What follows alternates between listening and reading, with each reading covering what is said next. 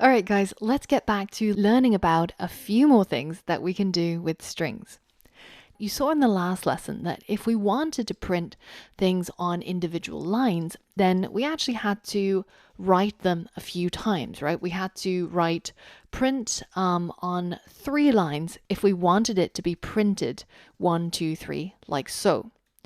Now, in this lesson, I want to show you a method where we can do the same thing, but by using a single print method, so saving ourselves a few characters. So the way that we would create a new line is by writing a backslash and the N character. And now if I go ahead and write hello world again afterwards and I hit run, or you can always use the shortcut, which is Command Enter on Mac or Control Enter on Windows. And you can see that once that line of code has been executed, I've got hello world printed on 2 separate lines, separated by this pink backslash N character, which gets replaced by a new line. So go ahead and give that a go and see if you can create another one. Remember though, it's a backslash and not a forward slash, but the syntax highlighting should help you. All right, we can simply just add another backslash N, and remember that unless you want a space to appear right before where your hello world appears, you actually don't want any gaps between each of these lines. There we go. We've got the same result as before, but now using only a single print statement and creating some new lines with the backslash N. Now, one of the other things that we can do with strings is we can concatenate them. What this means is we combine different strings so that they will be added to the end of another string. Here's an example. Let's say that we had the word hello, and I wanted to add my name to the end of this word to make it a single string. Well, I can combine 2 strings by simply using a plus sign. So I can write hello plus Angela. Now, here's a question. When this runs, what do you think it will look like? Do you think it'll write hello space Angela or hello Angela all in one word? Let's see what happens. You can see that these 2 strings have now been combined into one, and there's no space in between because we don't have a space character anywhere in here. Pause the video and see if you can add a space in between. All right, so there's 2 ways that you can do this, or maybe 3 actually. You could add a space to the end of hello, you could add a space to the beginning of Angela, or you can actually continue using string concatenation by simply adding another string in between these 2, and this one is just a space. So now when I run my code, you can see the space gets inserted, and this long thing gets combined into a single string that looks like this once this bit of the code gets executed. If we think of strings as a string of connected characters, then string concatenation is simply taking those separate strings of characters and merging them into one. Now, this is a good point to mention that in Python programming, spaces are really important. And what I mean by this is not so much the spaces that are inside strings like this one, but the spaces that you add in your code. So here, my print statement, if I hit the backspace, you can see that nothing happens. I can't go any further back. But if I added a space, or if I added a tab using the tab key, then you'll see that when I try to run my code, I actually get an error. And the type of error this time is not a syntax error anymore. It's now an indentation error. And it says that there's an unexpected indent at this position, right at the beginning of the print statement.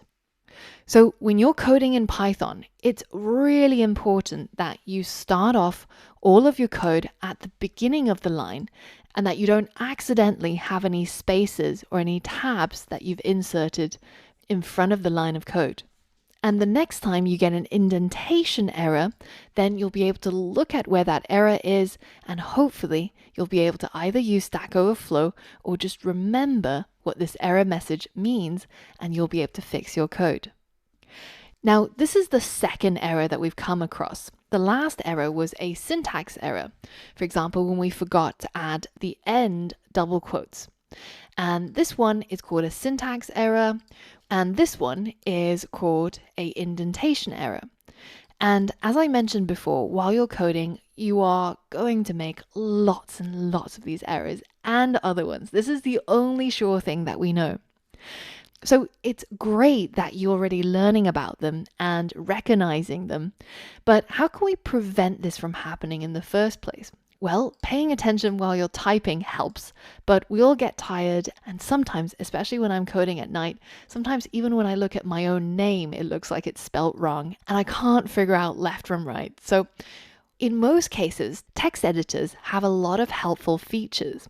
If you go into the settings bar here and you scroll all the way to the bottom, you can see that there's something called Code Intelligence. And Code Intelligence is something that is going to help you autocomplete some of the functions, like our print function here, and give you some helpful information or hints as you type. So let's go ahead and change it to enabled and close down our settings pane. And you can see now, if I, for example, forget to add my double quotes, then I already start to get a little red squiggly line here and a little red bit in the right hand side of the scroll bar. And if I hover over the red squiggly line, you can see that it gives me the error that I would get if I ran my code right now. And so it reminds me that, oh yeah, there's maybe something about my string that's not quite right. And you can also just Google these error messages and see it in Stack Overflow to remind yourself of what the error might be relating to.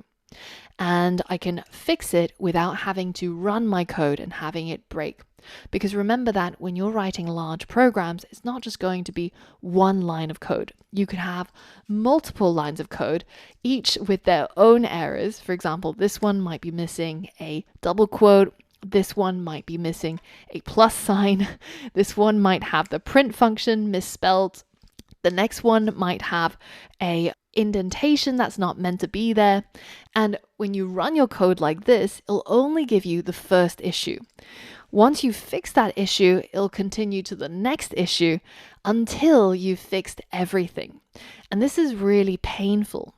But with Code Intelligence enabled, every time we make an error, such as a indentation error like this, then we'll be able to hover over it and you'll see unexpected indent. So we'll be able to fix that.